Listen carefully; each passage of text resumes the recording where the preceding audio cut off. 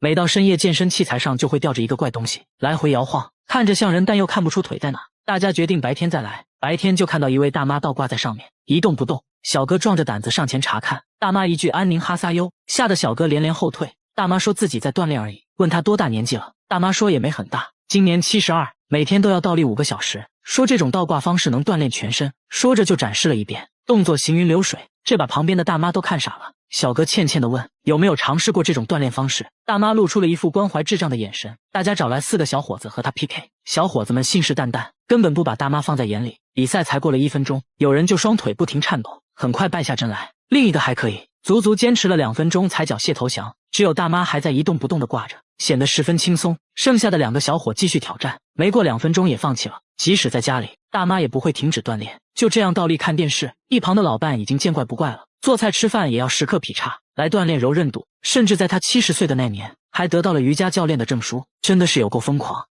小伙脱掉上衣，所有人都匪夷所思地看着他，大妈还忍不住上手摸了又摸，只因他背上长了一颗巨大的黑痣，从脖子一直延续到后背，上面长满了毛发，又粗又硬，就像穿了一件黑色毛衣。等他回家脱掉上衣，才看清这颗黑痣的全貌，整个后背都被黑痣覆盖，比想象的还要大。不仅如此，连腿上也有无数颗黑痣。但小哥一句是不是很酷，让大家都觉得很意外，他并没有因此自卑，虽然走到哪都是别人议论的焦点，别人的指指点点，小哥并不在意，还主动让人摸摸看，满足他们的好奇心。然而小时候却不是这样的，上学时一直遭到同学嘲笑，都说他是个怪胎，给他起了很多外号，这让他很自卑。父亲一直鼓励他要积极的生活，既然无法改变现状，首先自己就要接纳不完美的自己，让内心充满正能量，不要在意别人异样的眼光。从那之后，他就开始大方展示自己的与众不同。他的梦想是成为一名厨师，现在每天都会下厨练习烹饪，等妈妈下班回家，总能准备好一桌丰盛的晚餐。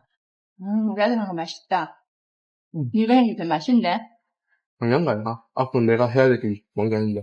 但妈妈总觉得对儿子亏欠太多，丈夫去世后，家里一直并不富裕，没条件给儿子看病，错过了最佳治疗时间，儿子却没有任何抱怨，这让他更内疚。不过呢，节目组就是大气，直接带小哥来到大医院。初步检查后，医生表示黑痣一直在生长，现在要先确定黑痣是否病变，接着又进行了一番全面检查。医生给出的结论是，黑痣可以慢慢的逐步去除。这下小哥对生活更加充满了希望。不管怎样，小哥还是很值得我们学习的，保持乐观的心态最重要。他天生就有2个胃，吃自助餐盘子都能堆到天花板，但这仅仅只是开胃菜。接着来到路边摊，又吃掉了20个寿司，这样下来午餐就算吃完了。回到公司直接就冲进了厕所，说自己消化快，一天就要拉8次，放屁都比别人臭。下班后他直接钻进了一家烤肉店，先要了10斤五花肉垫垫肚子，烤到滋滋冒油，一次加上3块，一口就吞了下去，很快10斤肉就进肚子了，现在感觉有6分饱了。回家又赶紧做了一盆辣酱拌饭，还加了一管芥末，说自己完全感觉不到辣。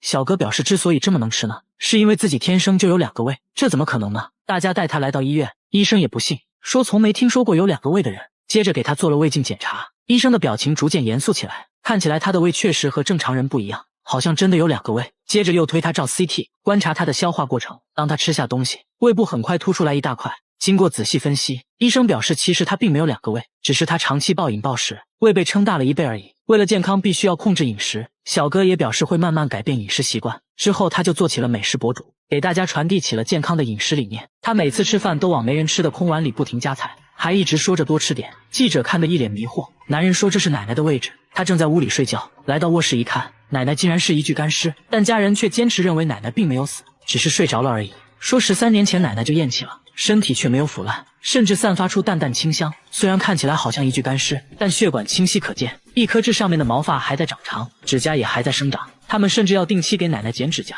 所以家人都觉得奶奶没有死，只是一觉睡了13年而已。在奶奶身上到底发生了什么呢？据孙子介绍，奶奶是13年前突发急性肺炎，在9天不吃不喝的情况下，不仅疯狂吐出黑色液体，还出现了异常排便的现象。有多异常呢？孙子形象的描述说，排泄物呈现喷涌状，呼呼的往外喷，喷出了16斤棕褐色的排泄物，接着就断气了。可奇怪的是，体温在24小时内没有下降，身体也不僵硬，除了没有气息外，没有任何死亡的症状。而且孙子清晰地记得奶奶临死前对他说的话，我要睡觉了，别打扰我。于是家人直接把奶奶接回了家，慢慢就变成了类似干尸的样态。专家说，只有在极干燥或者极寒的情况下，才有可能形成干尸。然而当地天气高温潮湿，在这种环境下没有腐烂，就很不科学。专家猜测可能是做了防腐处理，却被家人一口否定了。还说奶奶有个特别的习惯，那就是吃斋，一吃就坚持了50年，这有可能是奶奶肉身不腐的原因之一。而且当地村民都说奶奶为人善良，做了一辈子好事，这可能就是一种福报吧。奶奶的事在当地广为流传，很多人慕名而来，都想要一睹真容，还认为她家的井水是回魂汤，喝了它有神奇的力量，好像闭上眼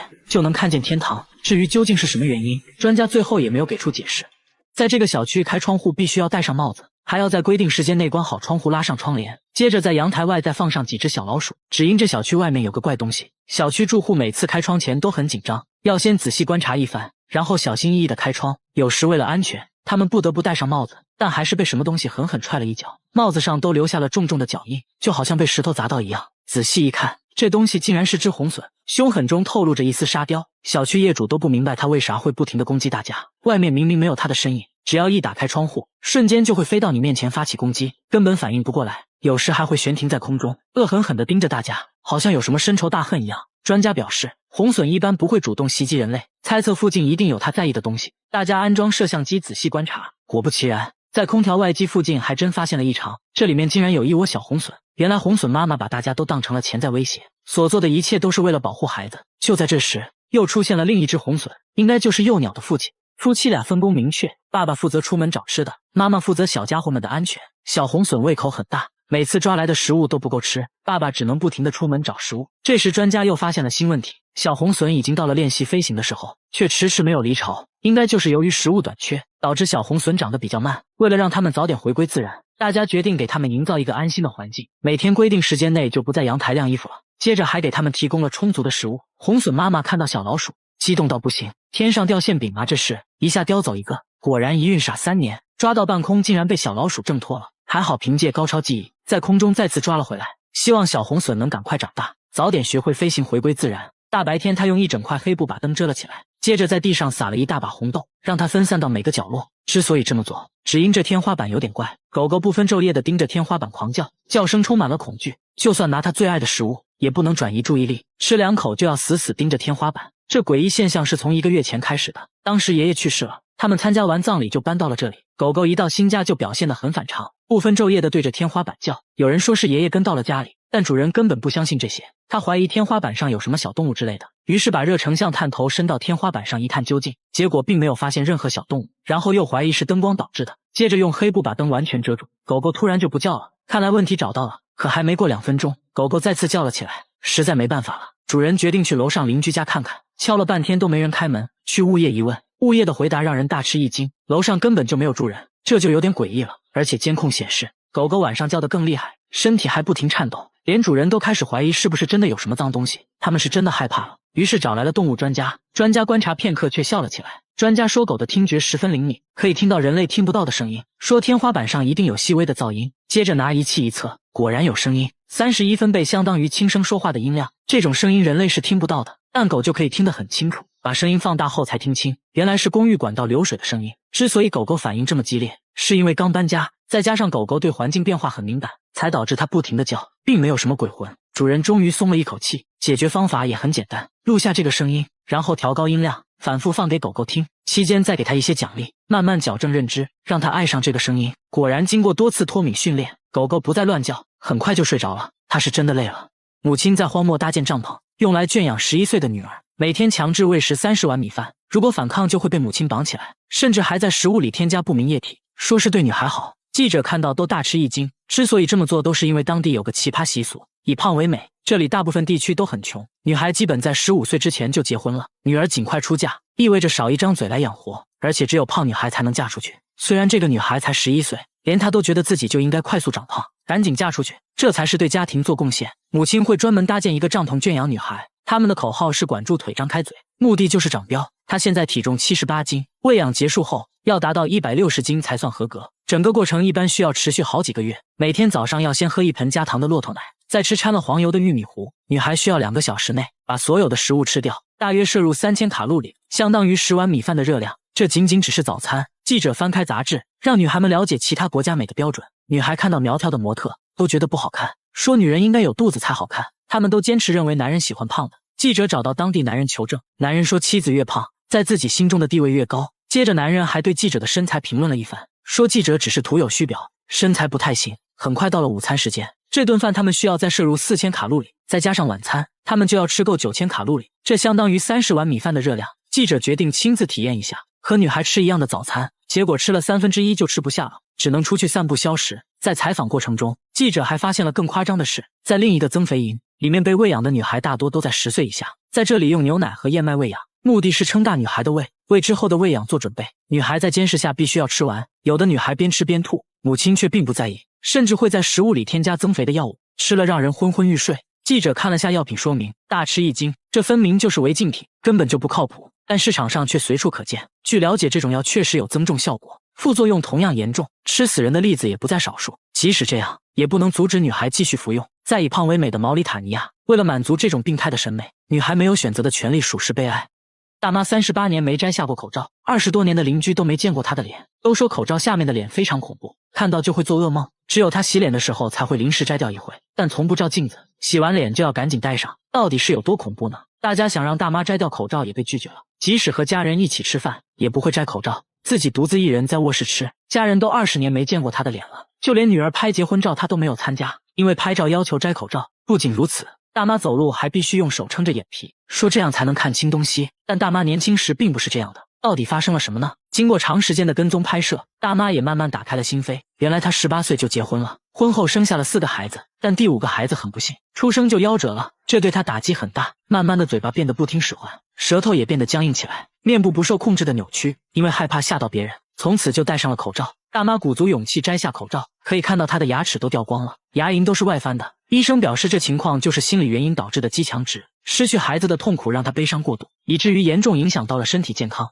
医生制定了详细的康复规划，相信大妈的症状会慢慢得到改善。医生正在给儿童玩具做 CT 检查，因为这玩具实在太怪，每到深夜就会频频传来怪叫，只要静静的听，就能听到咯吱咯吱的声音，像是有什么东西在抓。他有次还看到女儿半夜跟玩具对话，而且女儿有很多玩具，唯独偏爱这一个，这让他倍感不安。一个实木玩具怎么可能会叫呢？有时用力敲2下，他又会稍微消停一会，你就说怪不怪吧。不过凡事要讲科学，节目组用话筒录下了这个怪声音，找到声音分析专家，对录下来的声波进行了波长分析。专家说声波间隔都不一样，这声音很明显是一种有生命的东西发出来的，应该是某种生物移动时产生的声音。主人拿着玩具又找到一位木工，木工研究了半天，说自己也没有听过这种声音，不像是木头能发出来的，难不成玩具里真的有某种生物？节目组接着把玩具带到了医院，干嘛呢？上 CT 机，用科学战胜一切妖魔鬼怪。医生们也是第一次给玩具做 CT， 看了半天，终于看到一点点奇怪的地方。这个木头边框里面确实有东西啊！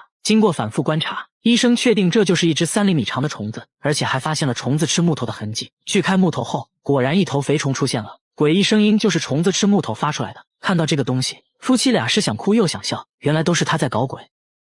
大半夜，他用摄像机对着黑漆漆的厂房，接着爬上屋顶，在监控前面丢纸飞机。小伙并不奇怪，奇怪的是这台监控每天都能拍到一个神秘物体，通体白色，还带2个小翅膀，一闪而过，速度极快。刚开始工厂保安认为是塑料袋之类的东西，但每天都能拍到就很不正常了。大家在监控附近找了半天，都没有看到任何塑料袋，诡异的现象不断出现。工厂另一个监控也拍到了奇怪画面，有一束强光射在地面，就好像外星飞碟在盘旋，同时还能听到狗在大叫，出来却什么都没有看到，光束只能被监控拍到。这件事很快惊动了工厂老板娘，老板娘是个文化人，她才不信什么飞碟之类的，让员工用纸飞机模拟白色物体，在监控前丢出。监控显示纸飞机全身也发着光，和刚开始拍到的物体很像。这就对了吗？之前的白色物体肯定也是个什么垃圾之类的。老板娘又让员工用强光手电模拟光束，虽然在监控上能看到强光手电形成的光晕，但和之前稳定的光束完全不同，无论怎样模拟都达不到之前光束效果。老板娘怀疑监控设备出了问题，找来售后检查了半天，结果设备一切正常。大家又架起了多个摄像机，也拍到了人眼看不到的神秘光束，真的是奇怪。专家左看右看，说这束光看起来和普通的光线不一样，光束稳定不会扩散，这是地球上的光源做不到的，难道真的是外星飞碟？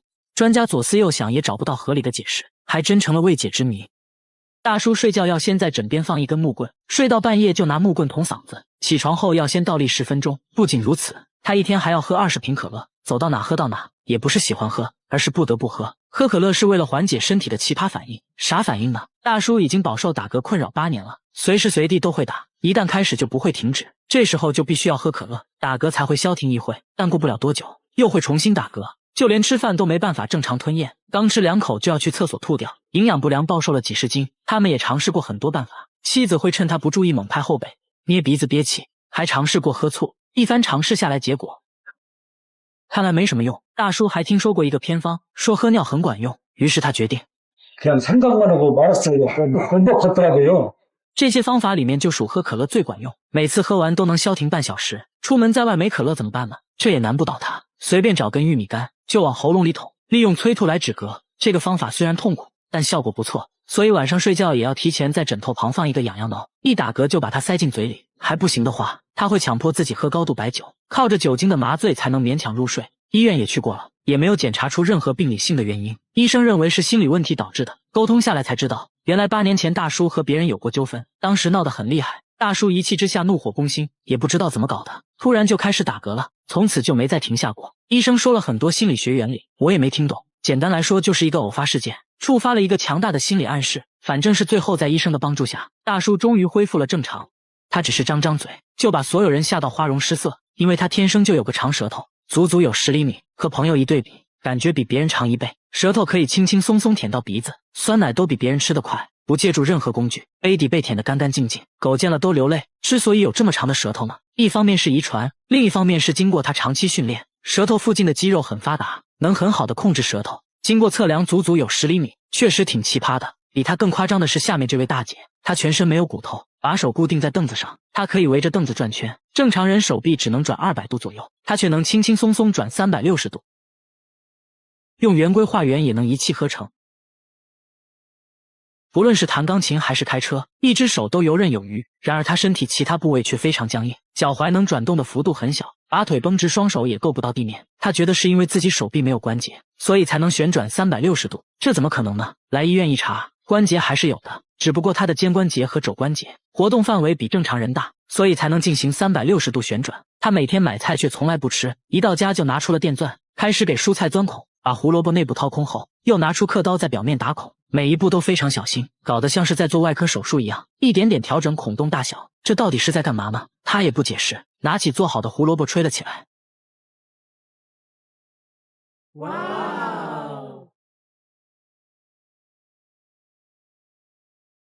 这真的还是胡萝卜吗？大家决定升级挑战，拿来了西瓜、鸡蛋和大葱。小哥轻蔑一笑，手起刀落间就把3样食材变成了乐器。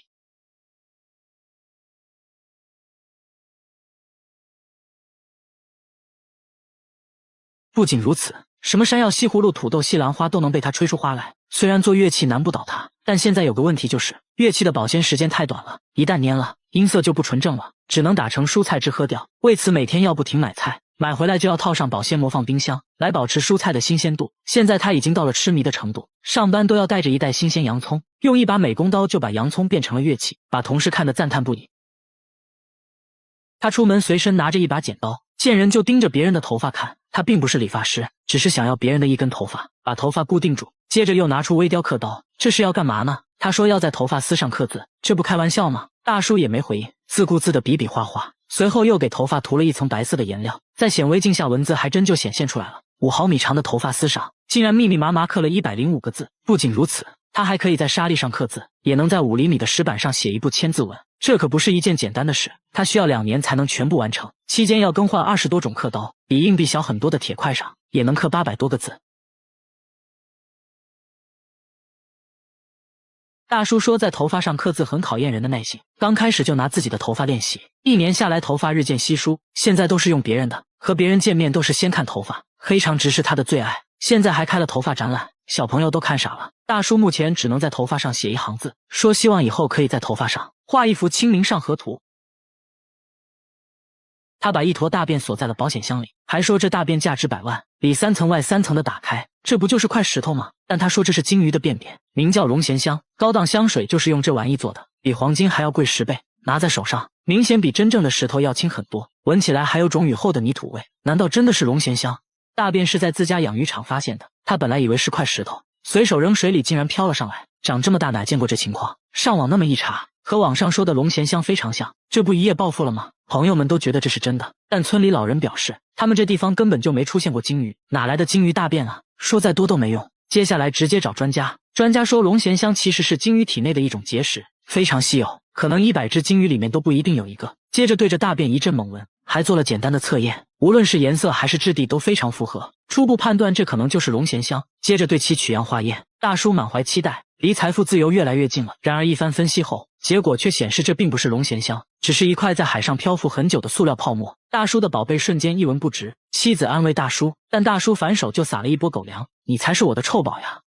女孩每天流出红色的汗，即使气温接近0度，她却热得受不了，额头上不停地渗出红色液体。仔细一看，妈妈却差点吓死，从额头到脖子再到后背都渗出了红色液体，红色液体分布非常不均匀，看着像汗水，但她又不敢肯定，人怎么可能会流血汗呢？拿上毛巾，赶紧给女儿擦身体，毛巾瞬间就染成了红色，把毛巾在水里洗上几下，一盆清水就变成了淡红色。妈妈这下慌了神，好端端的女儿怎么会突然出现这种怪异症状？来不及多想，赶紧把女儿送到了医院。一番检查下来，结果却完全出乎了预料，各项指标都很正常，没有发现什么病症。悬着的心稍微缓和了一下，可万万没想到，当天晚上怪事又发生了，女儿突然发起了高烧，身上再次流出红色液体，这红色液体好像有神奇的魔力。第二天，女儿就突然好了，而且连续几天都没再冒出红色液体，女儿变得很正常。妈妈观察了一段时间，发现流血汗没有任何规律，有时呢运动就会流，有时睡觉会流，如此反复无常的血汗到底是怎么回事？大家带她来到大医院，医生用吸管对血液取样，送到化验室做检验。没想到啊，等待结果的同时，下面这位大爷又流出了蓝色的汗。大爷每天都会流出蓝色的汗，衣服上经常出现一片蓝色印记，把衣服泡在水里，清水瞬间就变成了淡蓝色。刚开始呢，妻子也没有多想，觉得8成是丈夫不小心染上了蓝色墨水，但她万万没想到，接下来这事不仅没完，反而变本加厉。第二天，丈夫换下来的衣服上又出现了蓝色印记，接连几天都是如此，甚至床单上也开始出现蓝色印记。更奇怪的是，印记都出现在腋下部位，老两口彻底懵了，这蓝色印记到底是什么东西？大妈越想越奇怪，忍不住呢就闻了闻，哎，什么味儿都没有，难道是去外面晾衣服的时候被别人弄上去的？仔细想想也不合理啊，不可能每次都弄在腋下啊，难道真的是丈夫流出了蓝色的汗？大爷还说最近在吃一种降血压的药，怀疑是药物导致的蓝汗现象。随后我们陪同大爷去了同一家医院，医生表示药物中不存在使汗液变蓝的成分，接着也对大爷流出的蓝色液体做了采样化验，同时小女孩的化验结果也出来了，结果显示两个人流出来的还真是汗液。医生判断他们的汗腺出了问题，导致了一种叫嗜汗症的症状，一旦汗腺功能失调，再加上细菌入侵，汗液就会在细菌的作用下导致变色，至于颜色有红色和蓝色的区别，可能和细菌不同有关。医生表示嗜汗症对人体不会造成太大伤害，随着汗腺功能恢复正常，嗜汗症的情况也会随之消失。他把生牛肉当面膜，整张脸贴满了新鲜牛肉，血水还不停地滴下来，用完的生牛肉也不浪费，直接吃掉，边吃呢还边笑，还说敷完后皮肤光滑有弹性。更夸张的是，敷完面膜后他竟然用大骨汤洗脸，还必须用熬了12小时的牛骨汤。他说自己是干性皮肤，骨汤里有满满的胶原蛋白，对皮肤很好。最急的人是他妹妹，认为姐姐38岁的年纪看起来像18岁，容易引来非议，而且由于常年吃生肉，去医院检查后还发现身体竟发生了一个奇怪的变化，但他却并不在意，反而变本加厉，让记者也试一试牛肉面膜，从袋里拿出新鲜牛肉就往记者脸上涂，边涂呢还边问记者敢不敢动，记者吓得直接不敢动。不一会儿，记者脸上都被覆满了生肉，静静躺在沙发上感受效果，看到不停渗出来的血水，他却忍不住流口水，敷完后直接扯下一块塞进嘴里，还说口感非常滑嫩爽口。他还推荐记者尝一下，记者含着生肉迟迟不敢吃下去，他每天都要去买新鲜的生肉，检查是否新鲜的方法就是直接生吃。店主露出了关怀智障的眼神，他却并不在意别人的看法，确认新鲜后直接买了一大袋，回家后简单调个蘸料就可以开吃了。因为吃着也很费钱，他没事就去餐厅打工，这样还可以顺便吃点餐桌上的剩肉。老板看到后也不敢说什么，毕竟敢吃生肉也是个狠人。等发工之后，他摇身一变又成了顾客，在自己的打工店继续买生肉吃，虽然吃的是烤肉，但从来用不到烤盘。他这一天的工作收入才3万块，然而一顿就吃了8万块的生肉。这天他遇到了另一个喜欢吃生肉的人，两人来到一肉店开始了比拼。大妈拿起一片生猪肉蘸点酱油就开灶，大妈表示吃生肉还没怕过谁，两人很快就吃完了一盘猪肉。接下来两人准备吃活鱼，简单处理一下，抱起来就啃，一口下去还会爆浆。不一会儿整条鱼只剩下了骨头，两人有一种相见恨晚的感觉，还约好以后要经常出来一起吃。但这样生吃真的健康吗？最后大家还是带他来医院检查，结果在他肠道里发现了一条长达1米的猪肉绦虫，医生及时为他进行了驱虫，还告诫他为了健康千万不要继续生吃了。这个山洞会流血，暗红色的液体瞬间就会把整个湖面染红，水面闻起来还带着一股血腥味儿。这种现象每月都会持续好几天。更神奇的是，即使在寒冬腊月，湖水竟然是温热的。当时就有人猜测，洞里可能藏着某种大型的生物，是这种生物流血了。这一琢磨，马上就有年龄大的村民想起了当地一个传说，说是在很久以前，当地大旱，老百姓都快渴死了。有一个叫李昂的教书先生，在洞前找到了一眼神拳，用它救活了当地的老百姓。从那以后，李昂就化身成了一条龙，居住在洞里。而每当有灾难来临，就会流出血泪。在山洞旁边的神龙雕像，据说就是用来纪念李昂的。虽然在以前，村民对传说都是半信半疑，毕竟呢，在这里生活了大半辈子，从没人见过真龙。可眼下看到跟血一样的湖水，说不定洞里真有一条龙存在，搞不好啊，还是一条母龙。就在大伙浮想联翩的时候，现场又发生了一件更加惊人的事，洞里竟然传来了小孩的哭声，这让村民倍感不安，都认为要有灾难来临。不少人还在雕像前诚心跪拜，祈求神龙息怒。说来也奇怪，祭拜的人多了以后，血水就突然消失了，而且之后很长的一段时间里，也没听说哪里发生过大灾。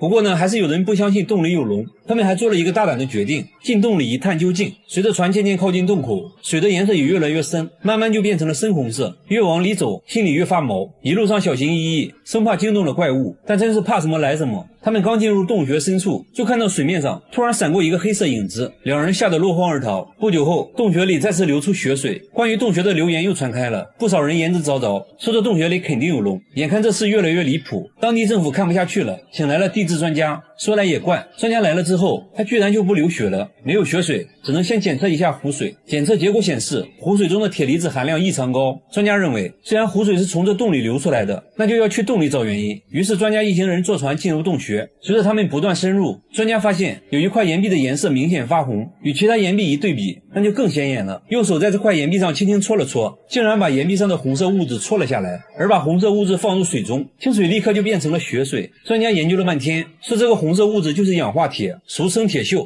这就是形成血水的真正原因。原来在洞穴附近有很多铁矿，当地下水流过，就会把铁一起带走。一旦进入水中的铁锈增多，它就会出现流血水的奇观，而水中的血腥味其实呢就是铁锈的味道。大妈肚子里竟然长了一朵花，花瓣清晰可见，甚至还有花粉，每次上厕所都伴有阵阵花香。连工作50年的医生都没想到，这竟然是由于一件小事造成的。大妈说最近肚子经常伴有一股钻心的疼痛，感觉有什么东西正在肚子里生长。来医院通过胃镜一看，果然发现了异常。刚开始呢以为是未消化的生菜叶，但随着检查的深入，发现问题并不简单。一朵完整的花呈现在眼前，花瓣花蕊清晰可见。检查的过程中还脱落了一片花瓣，可以肯定这就是一朵真正的花，看着就像在胃壁上长出来的，而且胃壁上还发现了几个奇怪的白点，还真有点像花朵的根茎，但胃里怎么可能开花呢？正常来说，即使花朵偶然进入体内，很快就会被胃液消化掉。医生百思不得其解，接着询问了大妈最近的饮食习惯。大妈说为了过年回家相亲，最近呢在努力减肥，只喝了大量的水，没事的时候就去修剪鲜花。然后我们就在花篮里找到了同款花朵，大小一模一样，我们怀疑她不小心吃下了花蕾，在胃里正好开了花，但想想呢也不太可能。大妈还说自己修剪花朵的时候不断打喷嚏，这时呢医生想到了另一种可能。医生说，如果喷嚏碰巧打落了花朵，花朵就有可能掉进水杯里，不小心就被喝了下去。正是因为喝了大量的水，胃液被稀释，不足以腐蚀花朵，花朵就得以完整保存。为了验证这一猜测，医生还做了测试，让实验对象喝了大量的水，随后吞下几朵花，接着来做胃镜检查。胃镜里果然看到了一片花瓣，继续深入检查，但始终没有看到其他的花瓣，像大妈一样保存完整的属实罕见。医生表示，一定是多种因素综合在一起，才导致了这种巧合。这个小区地面温度高达83度，新鲜树叶只过了2分钟就被烘干了，轻轻一捏就成了粉末，蚂蚁爬过直接烤焦，连鸡蛋都能煎熟。奇怪的是，周围都不热，偏偏就这1平米的水泥地发热。其实等到太阳下山，这一块地方依然是热浪逼人。小区居民议论纷纷，有人说是漏电导致的，还有人说是天然气泄漏引起的。随后大家找来电工师傅检查了半天，结果呢并没有漏电。很快天然气公司的人也来了，他们拿出探头在地上扫了半天，也没有检测到泄漏的天然气。小区居民看着这一块发烫的地面，心里头更加不踏实。大家决定挖开地面，看看到底是怎么一回事。找来了几个工人又开挖，可是没想到越往下挖温度越高，还伴随着阵阵白烟。再一看温度计，都已经到100度往上了。看到这反常的一幕，有人大喊火山要爆发了。一听这话，几个工人吓坏了，说啥呢也不肯往下继续挖，还把已经挖开的坑赶紧填上了。但火山爆发和这相差时代太远，属实不太靠谱。又有人说会不会要地震了？一听这说法，整个小区是人心惶惶，有人还闹着要搬家。物业赶紧请了几位专家来调查真相。一番调研之后，专家怀疑是放射性元素裂变造成的。这句话让所有人大惊失色，专家赶紧拿出仪器一通检测，还好没有检测到任何放射性元素。为了找出真相，专家说还得继续往下挖。但随着坑越刨越深，又一个令人惊讶的情况出现了。挖到大概1米深的时候，突然出现了一滩积水，紧接着本来一直冒热气的坑慢慢就凉了下来，白烟呢一下子也不见了，连各位专家也是一脸懵。专家们商议片刻，说还得继续挖。为了加快进度，大家又请来了专业的钻探队，工人们搭起钻探架，把一根长长的砖头打进了地里，这一下去就挖上来很多黄土。钻探结果表明，小区地下的土层非常松软。这时专家一拍脑袋，说应该是地热导致的这种现象。专家认为在小区地下几千米处有着一些很细小的地下裂缝，地球内部的热量通过缝隙顺着松软的土层跑到了地面，就造成了地面发热的现象。至于挖掘过程中发热现象突然消失，是因为泥水混在一起形成了泥浆，这些泥浆在不知不觉中就把这些缝隙给堵住了，地热也就被隔开了，所以地面自然又恢复到了正常温度。